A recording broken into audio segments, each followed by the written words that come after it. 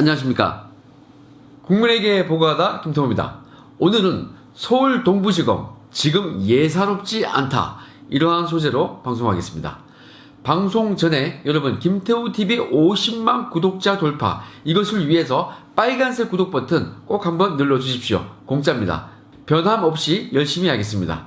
여러분, 어제 제가 누가 먼저 조국에게 도착하는가, 이러한 소재로 방송을 하면서 서울중앙지검의 조국 사건 수사와 서울 동부지검의 유재수 사건 수사를 각각 한번 검토를 해봤습니다. 그런데 여러분, 서울 동부지검이 수사의 속도를 내고 있습니다. 제 예상보다 훨씬 빠른 속도입니다. 속전속결입니다.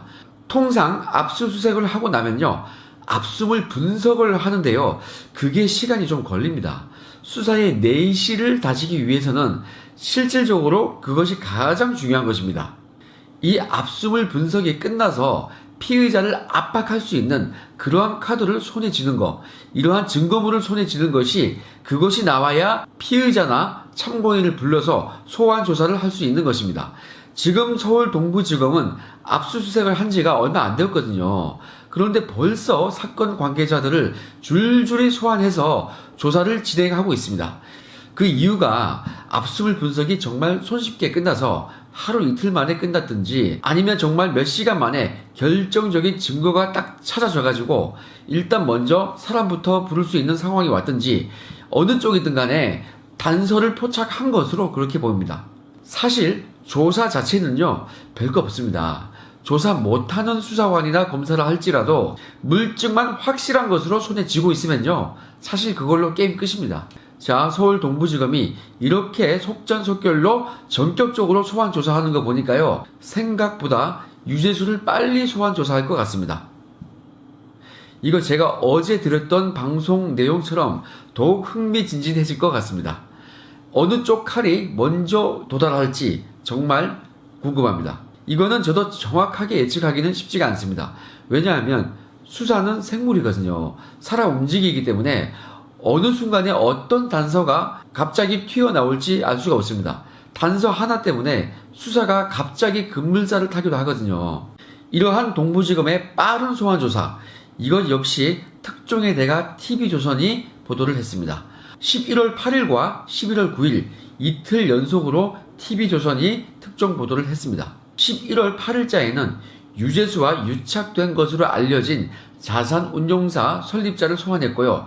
특감반 보고서에 나오는 그 업체의 관계자까지도 소환 조사한 것으로 보도가 되었습니다. 자, 중견건설사 회장의 장남이자 부사장을 역임한 A씨를 수차례 불러서 조사했고요. A씨가 운영하는 자산운용사와 관련해서 A씨가 유재수에게 주었던 그 골프채 등등 그러한 선물에 대한 대가성 여부를 조사한 것으로 알려졌다고 합니다. 이거 감찰 보고서에 없던 새로운 내용을 압수수색했었는데요. 드디어 이 수사의 본류죠. 특감반 보고서에 나오는 그 업체들을 상대로 소환 조사하고 있다고 하니까 수사 속도가 정말 엄청나게 빠릅니다. 수사가 빠르다는 것은 그만큼 수사가 잘 진행되고 있다, 이겁니다. 자, 이 TV조선의 권형석 기자가 어제 저녁에도 또 특종을 단독으로 보도했는데요. 이번에도 유재수 감찰 보고서 관련자들을 소환해서 유착 의혹을 추궁했다, 이런 내용입니다. 자, 11월 8일 날 나왔던 그 A씨 이외에도 전자부품업체 전무 B씨를 불러서 조사했다고 합니다. 이 업체는 2016년도에 공장 설립 과정에서 120억 원 가량의 세금을 감면받았는데, 이거 제가 방송했던 부분이죠. 그 대가로 이 B씨가 유재수에게 차량과 그림을 제공했다고 알려진 업체입니다.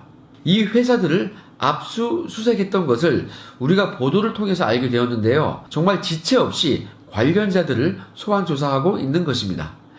이대로 수사가 진행되면요, 유재수 소환도 우리 생각보다는 훨씬 빠를 것 같습니다. 물론 유재수에 대한 혐의가 특감반 보고서에 나온 그 업체들과의 유착 말고도 검찰이 단독으로 찾아낸 업체들도 있기 때문에 어느 정도 시간은 걸릴 것입니다. 그 자료들 다 정리하고 참고인들까지 다 소환해서 조사를 끝내려면 시간은 조금 걸리겠죠. 그거 마치고 나면 유재수를 불러서 소환 조사를 할 것입니다. 이미 모든 물적 증거와 인적 증거, 즉 진술이죠. 이것을 확보한 채로 유재수를 소환하게 될 것인데, 이건 이런 상태에서 유재수가 검찰에 가서 부인을 해버린다. 이러면요, 상당히 유재수 본인에게는 불리해질 것입니다. 왜냐하면 이러한 선물을 준 자체, 이거에 대해서는 업체들도 지금 부인하고 있지 않지 않습니까? 업체들이 줬다고 인정하고 있어요. 뭐 증거가 명확하니까 그럴 수밖에 없죠. 자, 이와 관련해서 대가성 입증도 비교적 쉬워 보입니다. 금융위원회 간부와 금융 이슈가 있는 기업, 특히 자산운용사는요, 무조건 대가 관계와 직무 관련성이 있다고 봐야 합니다. 문제는 조국까지 타고 가는 거, 그리고 조국 윗선에 누가 개입을 했냐, 이것을 찾아내는 것이 아마도 이 서울 동부지검 수사에서 가장 핵심일 것입니다. 유재수 자체를 처벌하는 것은 전혀 문제가 없어 보이죠. 제가 보기에는 유재수가 그냥 자백을 하는 것이 좋을 것입니다. 유재수가 자기가 받은 것은 부인할 수 없는 거고, 이제 누구한테 부탁을 해서 그 특감반에 감찰이 중지되었고, 그리고 어떻게 징계를 모면했던 것인지 그것을 빨리 자백하는 게 좋습니다. 어차피 직업 공무원 출신 아니겠습니까? 정치인과의 인연, 이것이 뭐가 중요하겠습니까? 원래 직업 공무원이면 어느 정권이 와도 열심히 그냥 하는 거예요. 정권과 관계가 없어요. 유재수도 지금 그러한 생각을 할 필요가 있습니다. 유재수는 지금 정권과의 친분 이런 거 찾지 말고 그냥 본인 형량을 어떻게 줄일까, 이러한 것만 생각하는 게 가장 좋습니다. 유재수 씨가 지금 사표가 수리가 안 되었죠. 아마 제가 그 불안한 상황을 이해해서 조언을 한마디 드리겠습니다. 유재수 부시장님, 조만간 검찰에 가시거든 그냥 자백을 하는 것이 훨씬 유리합니다. 검찰에 출두하게 되면요, 딱 그냥 가서 자백을 하고 대신 뭘 하느냐, 좋은 정보 한 건 그거 들고 가십시오. 그거 가지고 있으면요 정말 편해질 것입니다. 저는 수사를 많이 해봤기 때문에 유 부시장의 입장을 잘 알고 있습니다. 민주당 쪽 인사들과 함께 한 세월이 있기 때문에 뭔가를 지금 불기에는 그 비난을 감수하기 힘들 것 같고, 본인 스스로에 대한 죄책감도 있을 것입니다. 그래서 뭔가 한 건 주기가 어렵다 그러면요, 제가 요령을 알려드립니다. 유재수 부시장이 검찰에 한 건 선물 줬다는 거, 그거 티 안 나게 본인 사건과 관련 없이 알고 있는 이 정권의 비리, 이러한 것을 주십시오.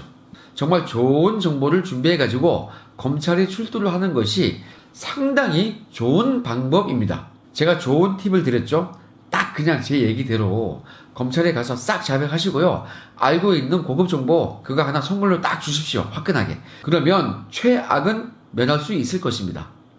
요령껏 본인이 제공했다는 거 티 안 나게만 하십시오. 기술적으로. 여러분, 속전속결로 지금 유재수 사건이 진행이 되고 있는데요, 그 결과가 빠르고 간단하게 나오기를 원합니다. 그러한 바람이 있습니다.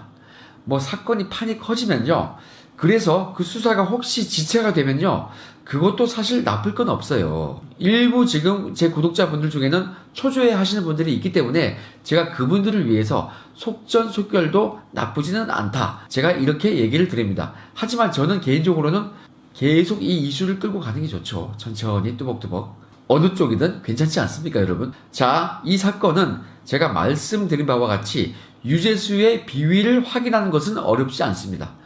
감찰 무마 부분이 여러 가지 인간관계 이런 걸로 얽혀 있기 때문에 변수가 있는데요. 이인걸이나 박형철 비서관이 본인들이 자신들의 책임하에 지시했다, 일부러 이렇게 거짓말을 할 이유가 있겠습니까? 전혀 없습니다. 시킨 사람이 누군지 이제는 얘기하겠죠.